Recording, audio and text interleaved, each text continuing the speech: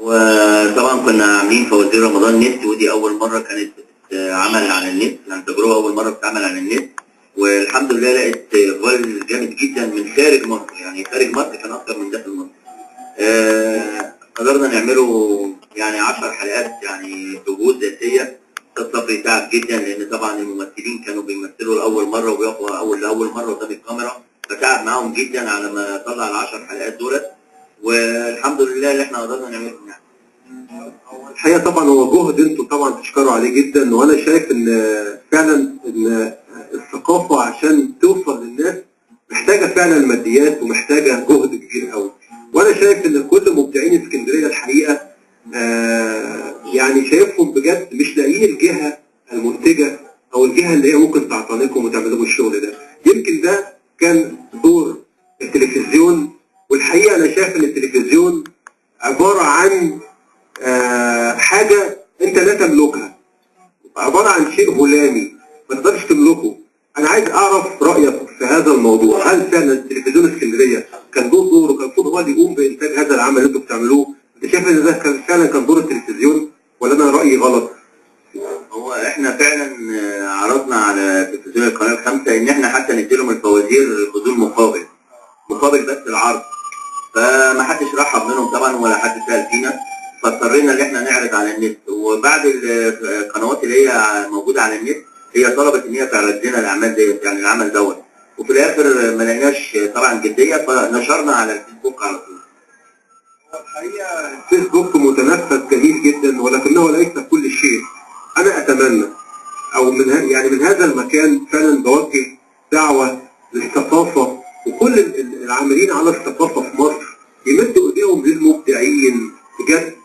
يعني بجد هو في مركز وفي مكان يقدر بمجرد اوردر واحد بس كده يقدر ينفذ عمل، يقدر يسعد موهوب يخليه يقدم اعماله. انا شايف ان مفيش دور بيقوم لده من خلال اصول الثقافه. حتى انا شخصيا كشاعر بتحرك الى حد ما واملك بعض الادوات مش كل الادوات، بواجه بعض الصعوبات في اصول الثقافه، وبشوف فعلا ان هي عباره عن شيء تعجيزي جدا للابداع. ارجو اوجه هذا النداء لوزير الثقافه من هذا المكان. قد يكون هذا المكان متواضع وقد يكون هذا اليوم وهذا اللقاء متواضع، ولكن طلبنا ليس متواضع، طلبنا طلب كبير جدا هو احتواء المبدعين والاهتمام بهم. وارجو على القضاء على هؤلاء المافيا القابعين في اصول الثقافه. هناك مافيا ساكنه في اصول الثقافه وبتتحكم في الناس. ارجو ان وزير الثقافه ينظر لاصول الثقافه جيدا ويغربلها كويس جدا. عايز اسال الاستاذ جمال الشاعر، هل انت معي في هذا المطلب ولا لا؟ هو انا مع حضرتك، بس هو فعلا في جديه بدات من الاذاعات، يعني بدات اذاعه اسكندريه بدات تبحث عننا وتدور علينا فعلا ويعملوا مداخلات معانا. اللي هو البرنامج الثقافي بدا برضه يدور علينا ويتصل بينا ويعمل معانا مداخلات. الاذاعه اتحركت. طيب انا شايف ان الثقافه ما هيش اذاعه اسكندريه، اذاعه اسكندريه هذه بعض المنظومات، هناك منظومه اكبر وهي منظومه اصول الثقافه، دي اللي بنتكلم فيها.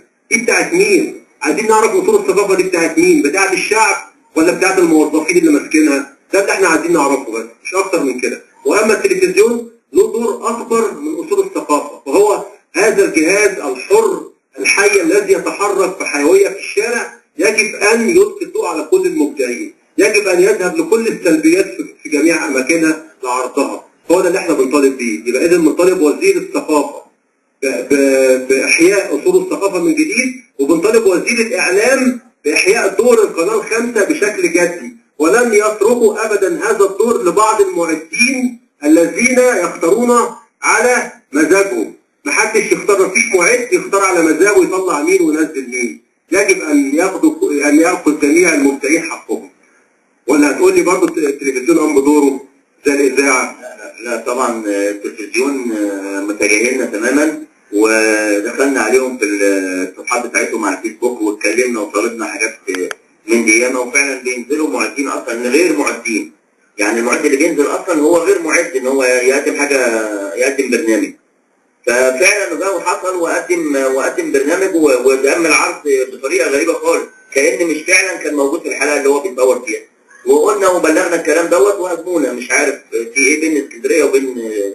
لا هو مفيش حد هيهاجمنا ولا حاجه، احنا اللي هنهاجمهم ان شاء الله، احنا اللي هنهاجمهم واحنا مش هنسيبهم ابدا.